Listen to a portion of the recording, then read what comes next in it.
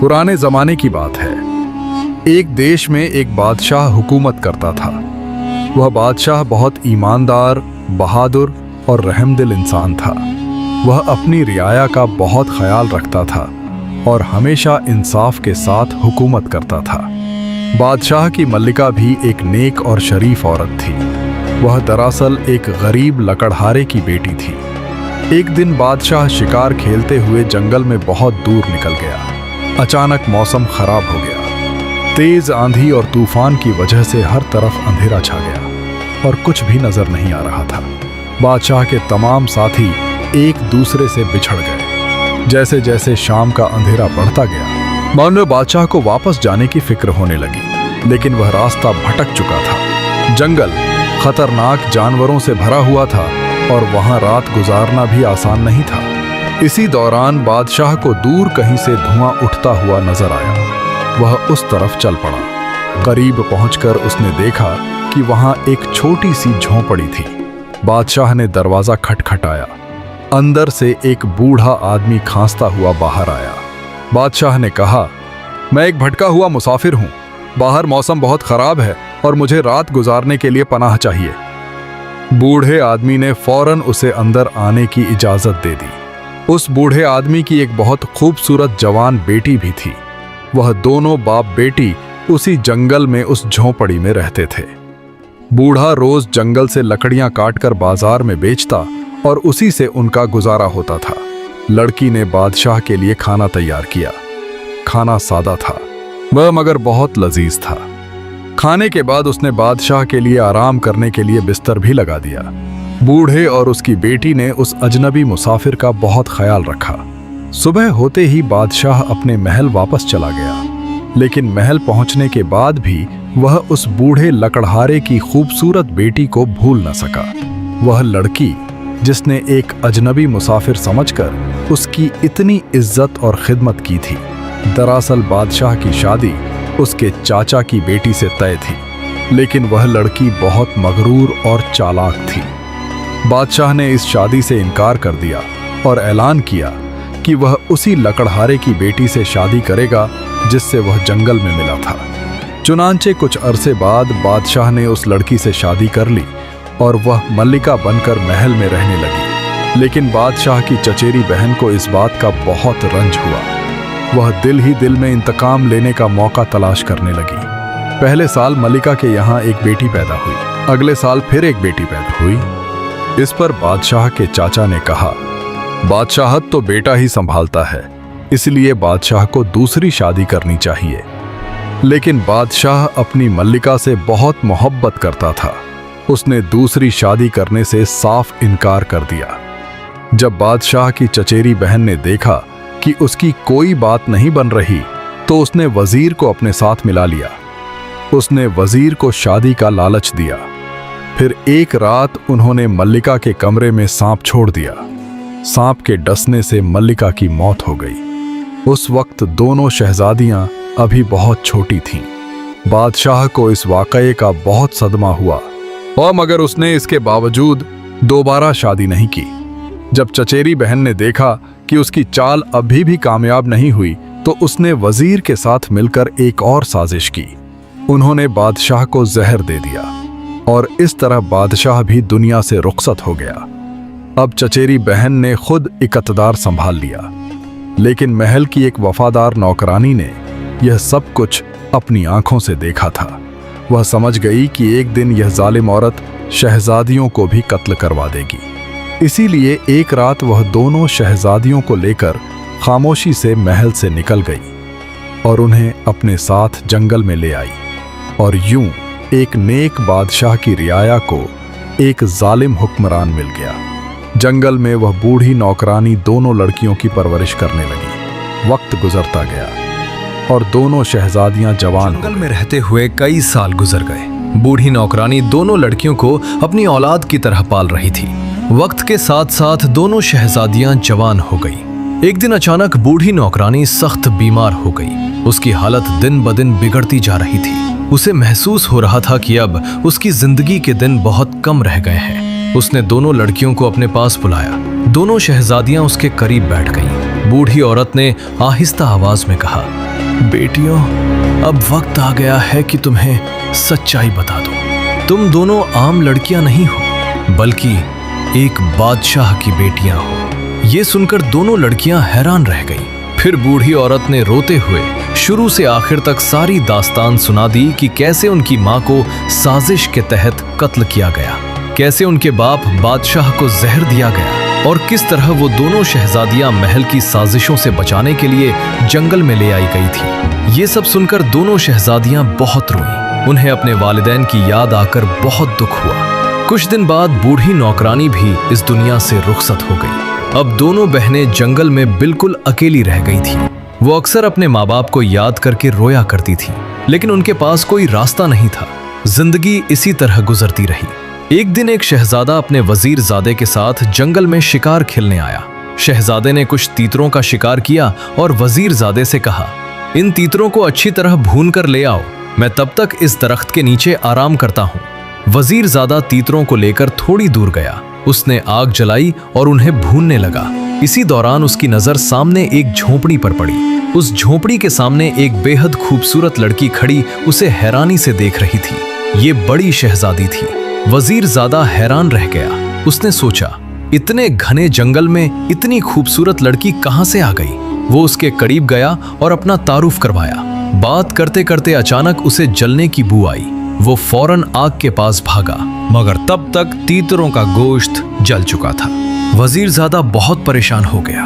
तब लड़की ने मुस्कुराकर कहा, आप हट जाएं, मैं इन्हें दोबारा भून देती हूँ। उसने बहुत महारत से गोश्त को अच्छी तरह भून दिया। जब वजीरजादा उन्हें लेकर शहजादे के पास पहुंचा तो शहजादा हैरान हो गया। उसने गोश्त खाते हुए कहा, आज तो तीतरों का स्वाद बहुत ही लाजवाब है। तुमने इन्हें इतना मजेदार कैसे बना दिया? वजीरजादे ने सच बता दिया। उसने कहा, हुजूर, थोड़ी दूर एक झोपड़ी में एक बेहद खूबसूरत लड़की रहती है। ये तीतरों को उसी ने भुना है। उधर जब बड़ी शहजादी झोपड़ी में वापस आई तो उसकी छोटी बहन भी वापस आ चुकी थी। छोटी बहन दरिया के किनारे कपड़े धोने गई हुई थी। बड़ी बहन ने उसे सारा वाकया सुना दिया। छोटी बहन कुछ देर खामोश रही, फिर बोली, देखना, अब वो शहजादे को साथ लेकर जरूर आएगा और तुम इतनी खूबसूरत हो कि वो तुम्हें जरूर पसंद करेगा। फिर उसने कहा, अगर वो तुम्हें पसंद करे तो तुम उसके साथ चली जाना और शादी कर लेना, लेकिन मेरे बारे में किसी को कुछ मत बताना। बड़ी बहन ने फौरन इनकार कर दिया। उसने कहा, मैं तुम्हें छोड़कर कहीं नहीं जा सकती। छोटी बहन ने मुस्कुराकर कहा, मैं तुम्हारे पीछे पीछे आ जाऊंगी, लेकिन दुनिया को हमारे रिश्ते के बारे में नहीं पता चलना चाहिए। फिर वो झोपड़ी से बाहर गई और कुछ देर बाद वापस आई। उसके हाथ में सफेद रंग के छोटे छोटे फूल थे। उसने वो फूल अपनी बहन को देते हुए कहा, जब तुम शहजादे के साथ जाओ तो ये फूल रास्ते में गिराती जाना, ताकि मैं तुम्हारे पीछे आ सकूं। ये सब समझाने के बाद छोटी बहन झोपड़ी से निकलकर एक दरख्त के पीछे जाकर छुप गई। इसी दौरान शहजादा भी वहां पहुंच गया। जैसे ही उसकी नजर बड़ी शहजादी पर पड़ी, वो उसे देखता ही रह गया। वो उसकी खूबसूरती पर फिदा हो गया था। उसने पूछा, तुम इस जंगल में अकेली क्या कर रही हो? बड़ी शहजादी ने वही कहानी सुनाई जो उसकी बहन ने उसे बताई थी। उसने कहा, मैं अपने माँ बाप के साथ यहाँ रहती थी। मेरी माँ पहले ही मर चुकी थी और मेरा बाप लकड़हारा था। कुछ दिन पहले वो भी दुनिया से चला गया। अब इस दुनिया में मेरा कोई नहीं है। ये सुनकर शहजादे को उस पर बहुत तरस आया। इसी वक्त उसने उससे शादी की पेशकश कर दी और उसे अपने साथ महल चलने को कहा। शहजादी राजी हो गई। उसने अपने फूलों वाली छोटी सी पोटली उठाई और शहजादे के साथ घोड़े पर बैठ गई। जब वो महल की तरफ जा रहे थे तो शहजादी रास्ते में एक एक करके फूल गिराती जा रही थी और पीछे पीछे छोटी शहजादी उन फूलों को देखकर उनका रास्ता तलाश करती जा रही। बड़ी शहजादी को अपने साथ लेकर महल पहुंच गया। महल पहुंचकर उसने अपने पिता बादशाह और रानी को बताया कि उसे जंगल में एक बहुत सुंदर और ईमानदार लड़की मिली है और वो उससे शादी करना चाहता है। शहजादे की पहले से एक पत्नी थी जो उसकी खाला की बेटी थी। उसकी खाला भी विधवा होने के बाद महल में ही रहती थी। जब माँ बेटी को इस दूसरी शादी की खबर मिली तो वे दोनों अंदर ही अंदर बहुत गुस्से में आ गई। लेकिन शहजादे की पहली पत्नी अच्छी तरह जानती थी कि शहजादा जो फैसला कर लेता है उसे बदलना बहुत मुश्किल होता है। इसलिए उसने ब्याहरी तौर पर खुशी दिखाई और कहा, ये तो बहुत अच्छी बात है। हम सेवक नहीं बल्कि बहनों की तरह रहेंगी। जब उसने खुद अनुमति दे दी तो किसी और को आपत्ति करने की हिम्मत नहीं हुई। चनानच कुछ ही दिनों में बड़ी धूमधाम से शहजादे की दूसरी शादी हो गई और जंगल की वो लड़की अब महल की रानी बन गई। इधर छोटी शहजादी भी रास्ते में गिरे हुए फूल उठा रही थी और शहर तक पहुंच गई थी। जब वो शहर में दाखिल हुई तो उसने देखा कि हर तरफ खुशियों का माहौल है। लोग जश्न मना रहे थे, ढोल बज रहे थे और शहर सजा हुआ था। छोटी शहजादी ने एक बूढ़ी महिला से पूछा, आमा, आज शहर में इतनी खुशी क्यों मनी जा रही है? बूढ़ी महिला ने जवाब दिया, बेटी, हमारे शहजादे को जंगल में एक बहुत सुंदर लड़की मिली है और वो उससे शादी कर रहा है। इसी खुशी में पूरा शहर जश्न मना रहा है। ये सुनकर छोटी शहजादी समझ गई कि वो लड़की उसकी अपनी बहन है। उसने उस बूढ़ी महिला से कहा, आमा, क्या मुझे इस शहर में कोई काम मिल सकता है? मेरे माता पिता नहीं हैं और मेरे पास रहने की जगह भी नहीं है। बूढ़ी महिला ने कुछ देर सोचा और फिर बोली, मेरे साथ चलो, मैं तुम्हें महल में काम दिलवा सकती हूं। उस बूढ़ी महिला की एक बेटी थी जो कुछ समय पहले बीमार होकर मर गई थी। इसीलिए उसने छोटी शहजादी को अपनी बेटी बनाकर अपने साथ रखने का निर्णय लिया। वो उसे अपने साथ महल ले गई। महल में हर तरफ शादी की तैयारियां हो रही थीं। जब वे महल में दाखिल हुईं तो सामने से शहजादे की पहली पत्नी आ रही थी। बूढ़ी महिला ने आदब से सलाम किया और कहा, रानी साहिबा, ये मेरी भांजी है, आज ही गांव से आई है। उसके माता पिता मर चुके हैं। अगर आप इसे महल में काम पर रख लें तो ये बहुत बड़ा उपकार होगा। पहली पत्नी ने छोटी शहजादी को ध्यान से देखा, फिर कुछ सोचकर उसे अपने कमरे में ले गई। वो बोली, महल में सभी सेविकाएं रानी की सेवा करती हैं। मैं किसी को खरीद नहीं सकती, लेकिन अगर तुम मेरे लिए काम करोगी, जैसा मैं कहूं वैसा करोगी, तो मैं तुम्हें बहुत सारा पैसा दूंगी। छोटी शहजादी उसे देखते ही पहचान गई कि यही शहजादे की पहली पत्नी है। उसके अंदाज से ही उसे समझ आ गया कि उसके दिल में कोई न कोई साजिश जरूर है। लेकिन उसने तुरंत कहा, जी रानी साहिबा, आप जो आदेश देंगी मैं वही करूंगी। पहली पत्नी मुस्कुराकर बोली, अभी मैं रानी नहीं हूं, क्योंकि अभी शहजादा बादशाह नहीं बना। छोटी शहजादी तुरंत बोली, आपका भाग्य बुलंद हो, अल्लाह ने चाहा तो आप बहुत जल्द रानी बन जाएंगी। यह सुनकर पहली पत्नी बहुत खुश हुई। वो बोली, तुम बहुत समझदार लड़की हो, बस तुम्हें यहां मेरे आदेश के अनुसार काम करना होगा। फिर वह छोटी शहजादी को लेकर बड़ी शहजादी के पास गई। उसने कहा, आज से यह तुम्हारी सेविका है, जो काम कहना हो इसे करवा लेना।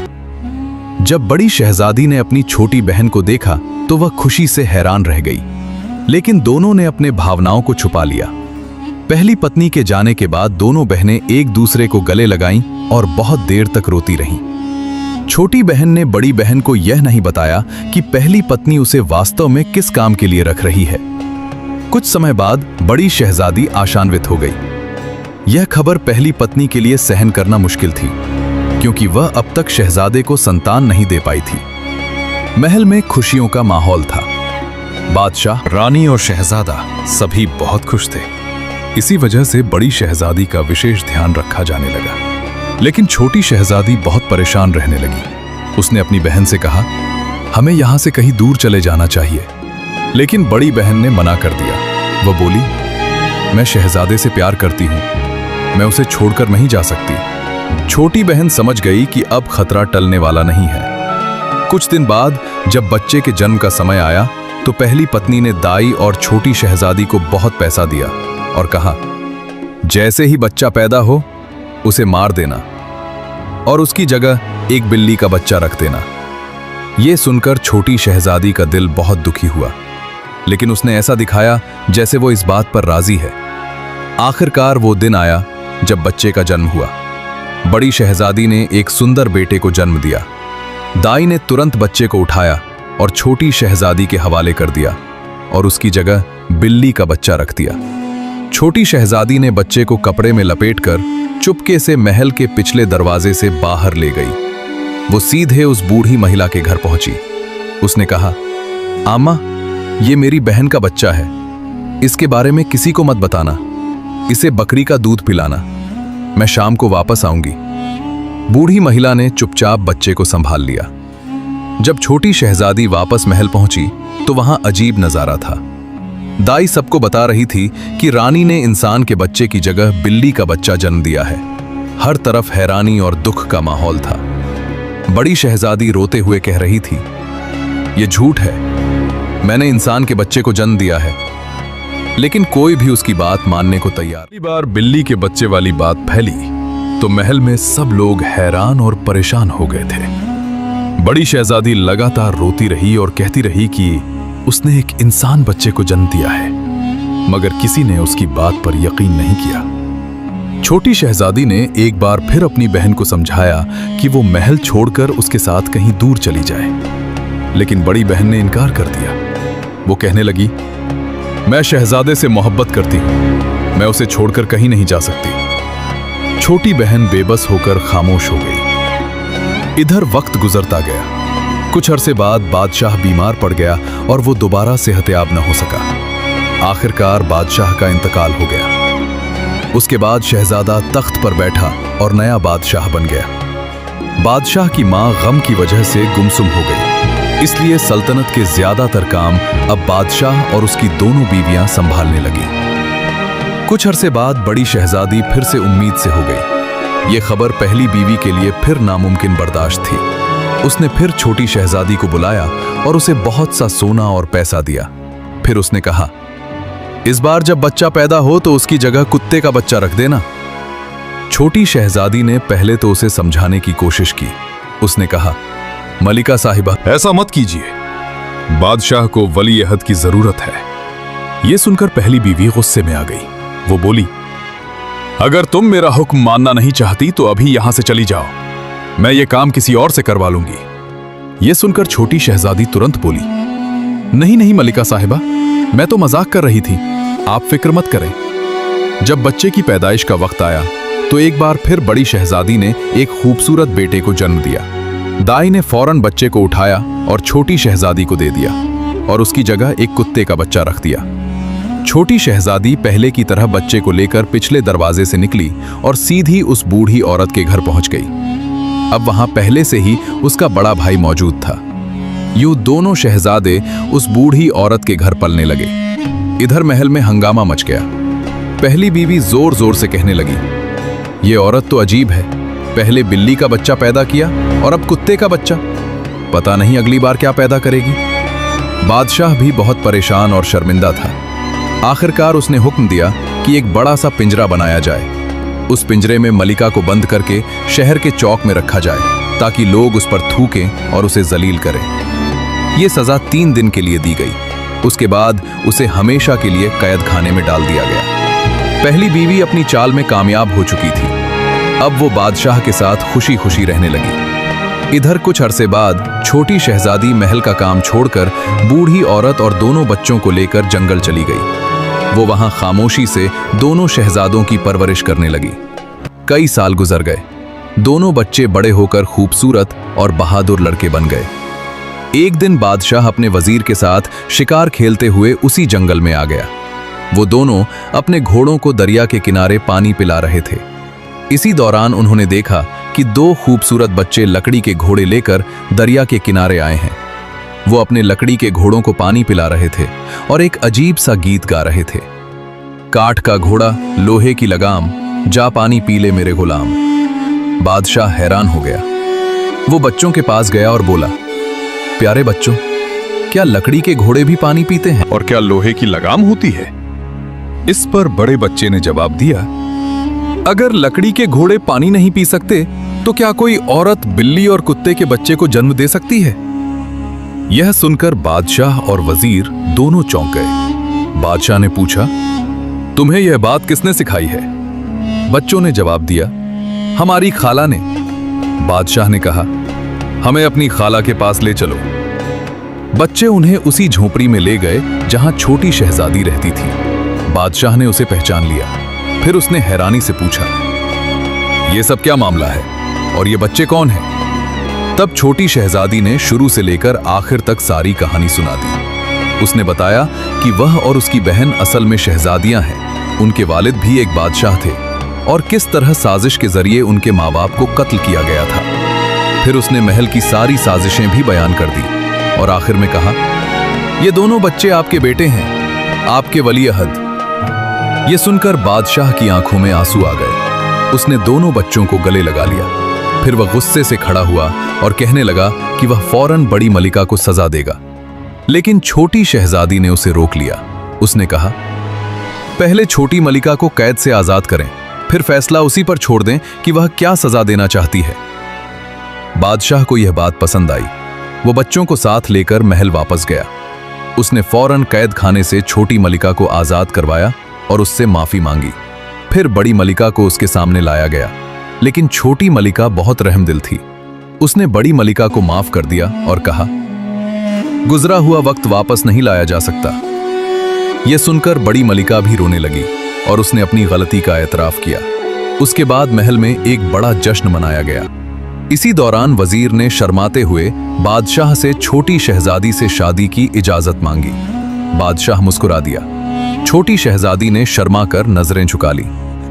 कुछ दिन बाद एक शानदार जश्न में वजीर और छोटी शहजादी की शादी भी हो गई और यूं सब लोग खुशी खुशी रहने लगे।